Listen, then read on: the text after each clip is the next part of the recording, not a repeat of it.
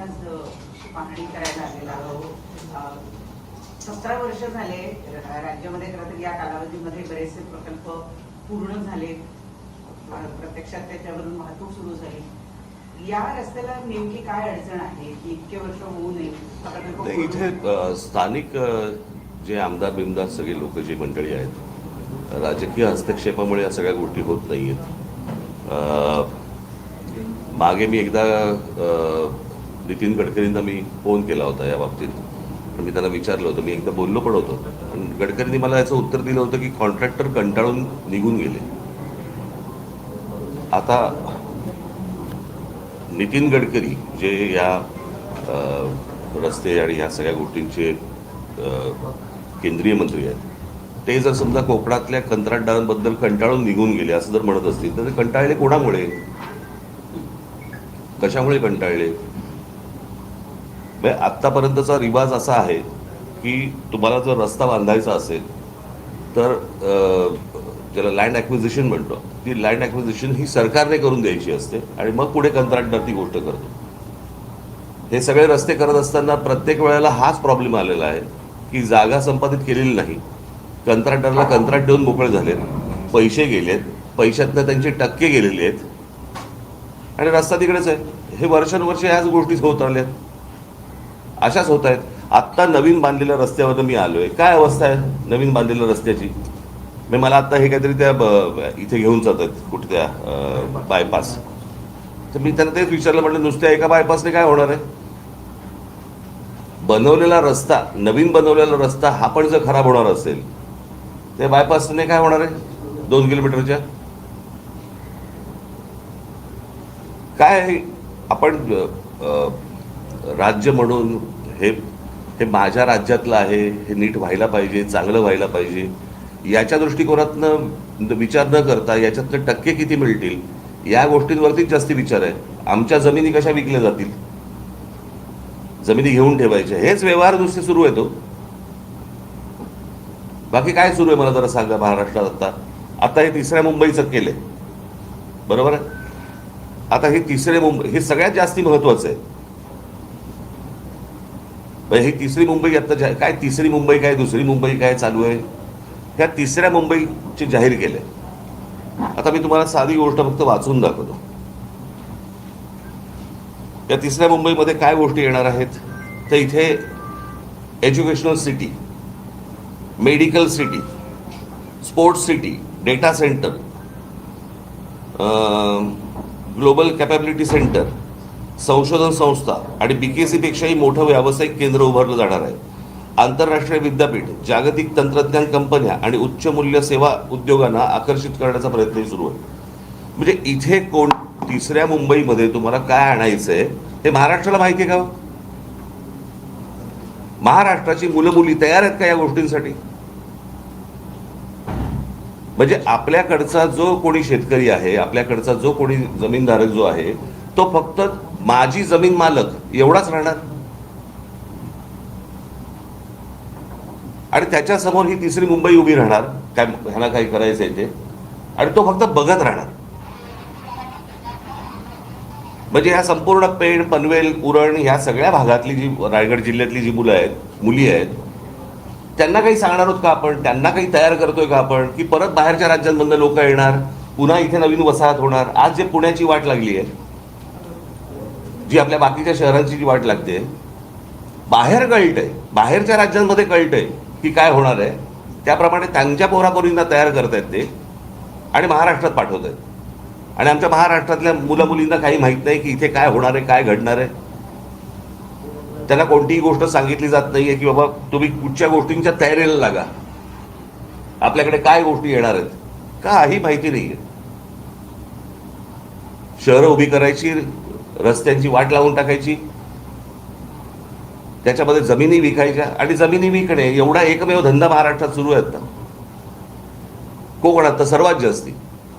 कधी कधी वाटतं आता कुठच्याही डेव्हलपमेंटला विरोध करण्यासारखं काही नाहीये, परंतु कोकणाची परिस्थिती पाहिली तर डेव्हलपमेंट नको अशी परिस्थिती आहे आज. कारण ती जर समजा स्थानिक लोकांच्या जर वाट्याला येणार नसेल तर ही डेव्हलपमेंट काय करायची? म्हणजे स्थानिकांच्या काय म्हणतो त्याला जीवावरती ह्या सगळ्या गोष्टी उभ्या करायच्या, त्यांच्याकडनं जमिनी घ्यायच्या आणि त्यांना उद्ध्वस्त करायचं. हा जो जमीन मालक आहे हा काय करेल मला जरा सांगा ह्याच्या पुढे. त्यांची मुलं पोरं पोरी काय करतील?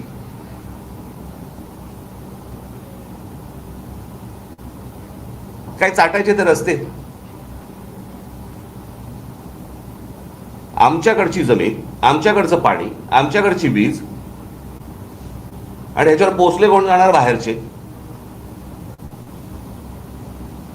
महाराष्ट्रामधल्या मुलामुलींच्या उपयोगाची जर समजा प्रगती, डेव्हलपमेंट ही जर होत नसेल, काय चाटायची ती प्रगती?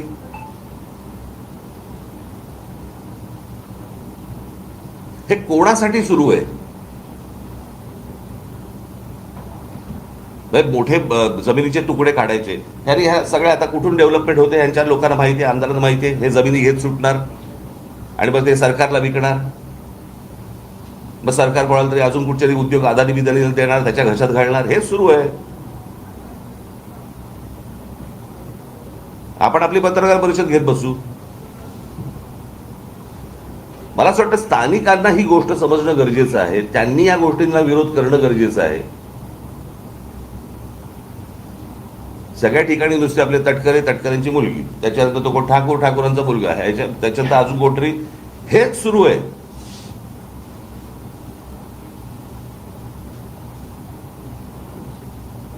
आणि आमच्या लोकांना समजत नाहीये की काय प्रकारचं पुढे काय त्यांच्या समोर आयुष्यात वाढून ठेवलेलं आहे. का आईने अंधकार निवडणुकीच्या तोंडावरती फक्त पैसे घ्यायचे आणि काही जे काय आता पैसे वाटायचे, बस मतदान होत आहे, आमदार निवडून येत आहेत, खासदार निवडून येत आहेत, आमच्या पायाखालच्या जमिनी जात आहेत, जाऊ देत. असाच महाराष्ट्र विकला जाणार. सर्वाधिक उद्योग किंवा सर्वाधिक गोष्टी या रायगड जिथे आपण आता आहोत या संपूर्ण परिसरामध्ये मोठ्या प्रमाणात होताना दिसत आहेत. पण इथेच पालकमंत्री पदावरून वाद सुद्धा सातत्यानं, मला ते फालतू गोष्टी आहेत, त्या अत्यंत फालतू गोष्टी आहेत. पालकमंत्री, पालक म्हणजे कोण? आईबाप ना. यांना आईबाप मानायचे का? माझं मत आहे, सरकार नावाची एक गोष्ट असते. सरकारने ह्या गोष्टींचे निर्णय घ्यायचे असतात. सरकारने आपल्या लोकांचं जे काही हित आहे ते सांभाळायचं असतं. हे काय पालकमंत्र्याचं काम नाहीये ना. म्हणजे आता त्या सिंगापूरच्या कुठच्याही कंपनीला सांगितलेलं की 30 आठवड्याच्या आत आम्हाला संपूर्ण आराखडा आखून द्यायचा आहे. माहितीये का रायगडला? आमच्या मुलामुलींना माहिती आहे का कोणत्या प्रकारचे जॉब्स येणार आहेत? काही कल्पना आहे का आपल्याला? काही माहिती नाहीये.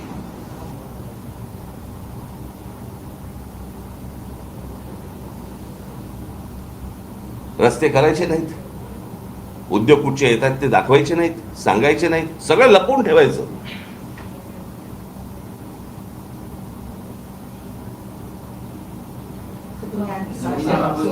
सोयीस्कर सर्वसामान्य लोकांना अंधारात ठेवलं जाते. अर्थातच. मग म्हणजे काय? ते कोणाच्या ते उद्योगपतींच्या हिताचं सगळं सुरू आहे ना. अजून काय सुरू आहे? एक जून पर्यंत, 1 जून 2026 पर्यंत हे सगळं काम होईल अशी ग्वाही सुनील तटकरे यांनी दिली होती. मंत्री भरत गोगावले यांनी पाहणी सुद्धा केली होती. 15 वर्ष ऐकतोय ना आपण. हे किती ग्वाह्या झाल्या आतापर्यंत?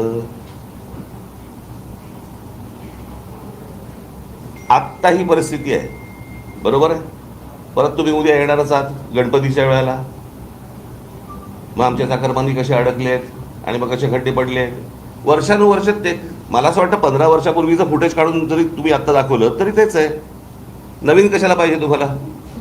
यावर्षी सुद्धा तेच चित्र आहे. कारण अनेक चाकरमानी रस्ता खराब असल्यामुळे ट्रेनचा पर्याय घेतला. तर अजूनपर्यंत 30 गोष्ट सुरू आहे असं कोणाला असं वाटतं का तुम्हाला? 30 गोष्ट म्हणजे गेली, मला असं वाटतं स्वातंत्र्य मिळाल्यापासून तेच सुरू आहे ना. आपल्याकडे अजूनही कोणत्या प्रकारचे नवीन विषयच आहेत नाहीत निवडणुकीला. आम्ही नोकऱ्या देऊ, आम्ही पाणी देऊ, आम्ही रस्ते देऊ, हेच सुरू आहे अजून. मी मागे एकदा माझ्या मुलाखतीमध्ये मी सांगितलं होतं, मी एकदा स्वित्झर्लंडला गेलो होतो, बरीच वर्ष झाली त्याला. आणि तिथे गेल्यानंतर मला सगळी तो देश फिरत असताना मला पहिला प्रश्न पडला, तिथला विरोधी पक्ष भांडतो कशावर? सगळं सुंदर आहे, सगळ्या नोकऱ्या आहेत, गाड्या आहेत, सगळं छान आहे. मग तिकडचा विरोधी पक्ष काय म्हणतो? काय देऊ? आपल्याकडे हेच सुरू आहे. वर्षानुवर्ष आपण त्याच विषयांवरती निवडणुका लढतो, तेच विषय सुरू आहेत. काही त्याच्यामध्ये बदल नाही. तुम्ही सर, आता तिसऱ्या रस्त्याने- मुंबईवरती बोललात, परंतु मुख्यमंत्र्यांकडून असं वारंवार सांगितलं की जेव्हा कुठे विकास होत असेल तेव्हा सुरुवातीला विरोधकांकडून विरोधच होतो, त्यानंतर अरे विकासाला विरोध नाहीये. माझं म्हणणे माणसांना अंधारात ठेवू नका. इथल्या मुलामुली आपण तेच बोलतोय का? साहेब, एक प्रश्न माणगाव आणि रोहा यामध्ये मुंबई दिल्ली कॉरिडॉर येणार होते आणि त्यासाठी शेतकऱ्यांची सुरुवातीला भूसंपादन जागा काढण्यात आली आणि तेव्हा सांगण्यात आलं होतं की रासायनिक जे कारखाने आहेत ते येणार नाही. मात्र आता प्रत्यक्षात जे आहे ते रासायनिक कारखाने अरे आहेत. मी मागे पण एकदा इथे कोकणामध्ये आलो असताना मी म्हटलं होतं की तुम्ही हे जे उद्योग येत आहेत ह्यांच्यामध्ये पार्टनर व्हा. कळलं का? तुम्ही जमिनी विकून तुमचा विषय संपला. आपण एक त्यातलं सुंदर उदाहरण जर समजा आपण बघितलं तर पुण्यामध्ये मगरपट्टा, बरोबर आहे. सगळे शेतकरी एकत्र आले, सगळ्या शेतकऱ्यांनी मिळून एक मोठ्या प्रकारचा एक प्रकल्प उभा केला, बरोबर आहे. ते जमीन मालकही राहिले आणि प्रकल्पाचे मालकही राहिले. मग ही गोष्ट आपल्या महाराष्ट्रात इतर ठिकाणी काय नाही होत?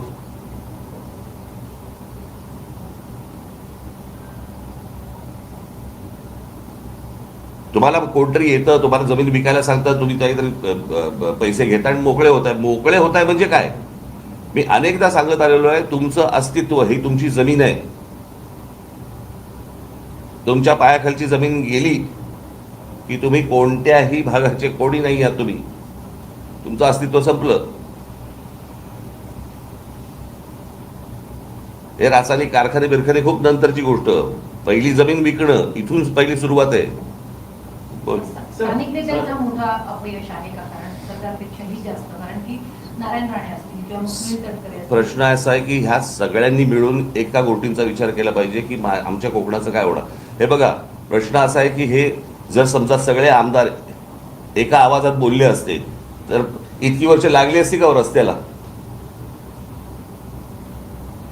म्हणजे कोकणात रस्त्यावरून फिरताना रस्ते लागणं काय असतं एखाद्या गोष्टीचे, हे कळतं आपल्याला. सर, प्रश्न असा आहे की एक सेकंड, या ठिकाणी स्थलांतर थांबत नाही. गेले कित्येक वर्षापासून कोकणात बरेच नेते काम करतात. तर स्थलांतरावरती आपण काय काम करणार आहात का? आणि लोकल ट्रेन सुरू होत नाही मांडव्यापर्यंत. काय स्थलांतर? इथल्या लोकांना जॉब नाहीत, नोकऱ्या, त्याच्यामुळे ते मुंबईला जातात, पुण्याला जातात. तर ह्या ठिकाणी गावाच्या गाव बंद पडलेले आहेत. त्याच्यासाठी काय उपाययोजना होणार आहे की नाही? अरे मग मी आता काय बोललो रे तुम्हाला माझ्या बोलण्याचा हे कळत नाही का रे? की जर समजा इथे या गोष्टी येत आहेत तर तुम्हाला समजल्या पाहिजेत ना रे. तुम्ही पत्रकार आहात, तुम्ही शोधल्या पाहिजेत ना. तुम्ही लोकांचं प्रबोधन केलं पाहिजेत ना. तुम्ही स्थानिक आहात ना की नाही आहेस? स्थानिक आहेस, मग या गोष्टी केल्या पाहिजेत ना. लोकांना जर समजत नसेल तर ते शोधत जाणारच आहेत ना बाहेर.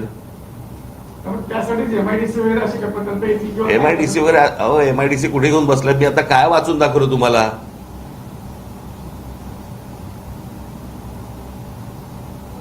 सरकारचं इथे काय आणायचं चालू आहे आणि इथल्या लोकांना, स्थानिकांना माहिती नाहीये इथे काय येणार आहे. तुम्हाला कळते का प्रकल्प काय आहे तो? समजतंय का? तुम्ही कुठच्या एमआयडीसी जुन्या गोष्टीत राहू नका आता.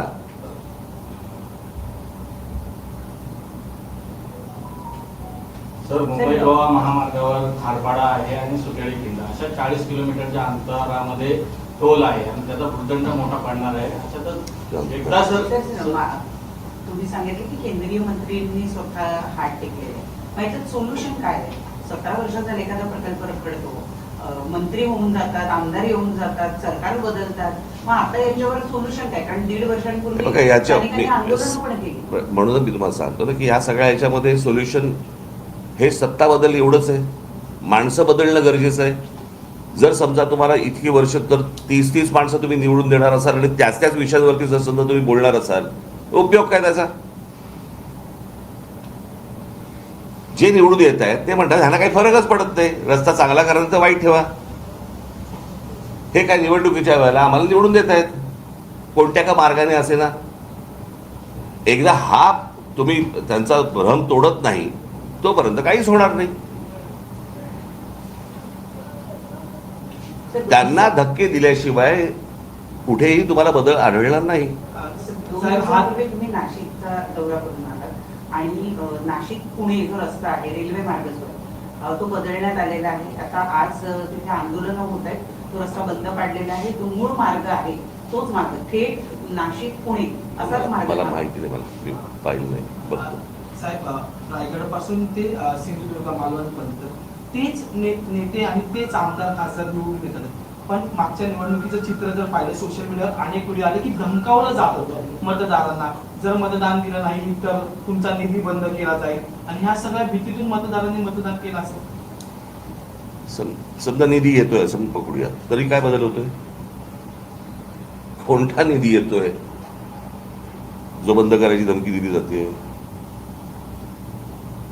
येऊनही उपयोग नाही ना, परिस्थिती बदलते का काही? मग मतदारांनी या गोष्टींचा विचार केला पाहिजे. मतदार जोपर्यंत या गोष्टींचा विचार करत नाही तोपर्यंत काही गोष्टी घडणार नाहीत.